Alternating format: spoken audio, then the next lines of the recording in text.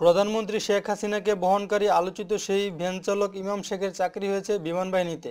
৭,৯০০ টাকা মাসিক বেতনে অস্থায়ী ভিত্তিতে বিমান বাহিনীর যশোর ঘাঁটির অভ্যন্তরে ফ্যালকন বেগারিতে সরবরাহকারী হিসেবে বুধবার সকালে যোগদান করেন ইমাম।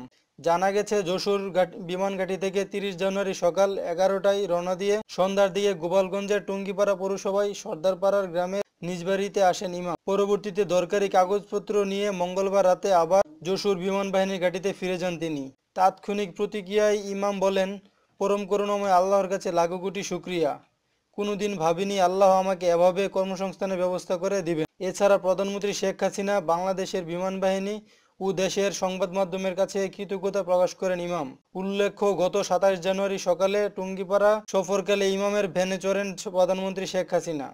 তার সঙ্গে ছিলেন শেখ রেহানার ছেলে রেদওয়ান মুজিব সিদ্দিক ভবি ও তার স্ত্রী সন্তানেরা। ভ্যান চালিয়ে প্রধানমন্ত্রীকে বহন করার সেই ছবি বিভিন্ন ইলেকট্রিক ও প্রিন্ট মিডিয়ায় প্রচার হলে আলোচনায় আসেন ইমাম। এরপর শিক্ষাগত যোগ্যতা অনুযায়ী তাকে বিমান বাহিনীতে চাকরি দেওয়ার বিষয়টি জানা যায়।